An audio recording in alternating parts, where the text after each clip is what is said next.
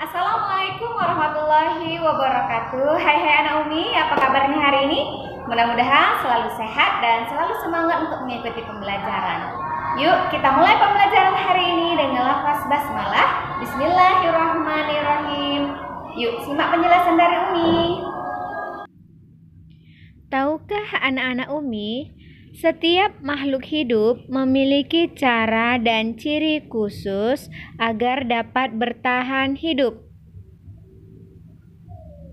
Penyesuaian diri makhluk hidup terhadap lingkungannya agar bisa bertahan hidup disebut dengan adaptasi. Kali ini kita akan membahas bagaimana cara penyesuaian diri tumbuhan terhadap lingkungan. Setiap tumbuhan memiliki ciri khusus atau ciri yang unik untuk menyesuaikan dirinya terhadap lingkungan. Tumbuhan ada yang hidup di daerah yang kering, ada tumbuhan yang hidup di daerah dingin, dan ada tumbuhan yang hidup di daerah perairan. Jadi, ciri khusus setiap tumbuhan berbeda-beda, disesuaikan dengan lingkungan tempat tinggalnya. Berikut beberapa contoh adaptasi tumbuhan. Yang pertama, pohon jati.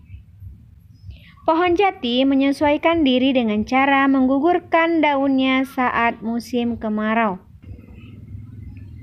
Adapun tujuan ia menggugurkan daunnya adalah untuk mengurangi penguapan agar pohon jati dapat hidup pada saat musim kemarau. Selain pohon jati, mahoni dan kedondong juga menggugurkan daunnya saat musim kemarau. Ciri khusus yang kedua pada kaktus. Ada yang punya tanaman kaktus di rumahnya? Coba kita lihat, kita perhatikan ciri khusus kaktus. Kaktus dapat hidup di tempat atau di daerah kering. Oleh karena itu, kaktus menyesuaikan diri terhadap keadaan yang kering dan panas. Kaktus mampu mengatur penggunaan air. Karena kaktus memiliki beberapa ciri-ciri khusus yang disesuaikan dengan lingkungannya. Berikut ini ciri khusus yang dimiliki oleh kaktus. Yang pertama, batangnya tebal. Batang tebal untuk menyimpan cadangan air, sehingga kaktus tidak akan kekeringan atau kekurangan air. Selain itu, permukaan batang dilapisin oleh lapisan lilin untuk mencegah terjadinya penguapan berlebihan. Yang kedua, akar kaktus sangat panjang. Akar yang panjang dan banyak untuk mempercepat menyerap air hujan.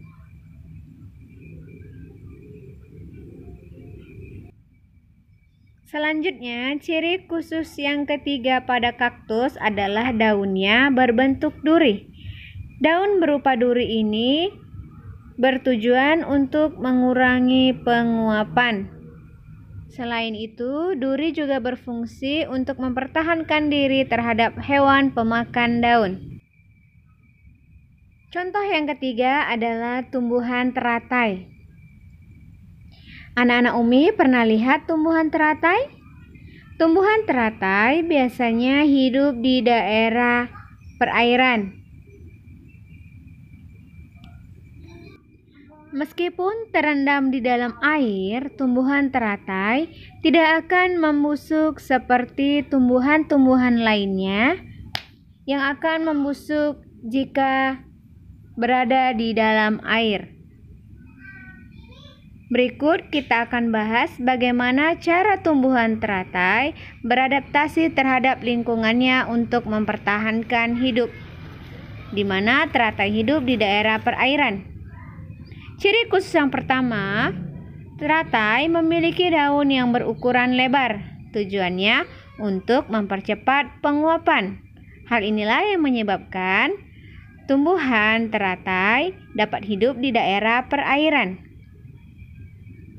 Ciri yang kedua, Pada daun teratai memiliki lapisan lilin. Lapisan lilin menyebabkan daun teratai tidak basah, sehingga proses penguapan tidak terganggu. Ciri yang ketiga, teratai memiliki banyak rongga udara pada akar dan batangnya. Rongga-rongga udara ini berfungsi sebagai satu, alat pelampung.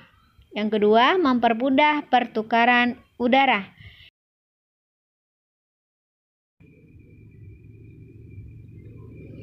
Selanjutnya, bakau. Anak-anak Umi pernah lihat tumbuhan bakau?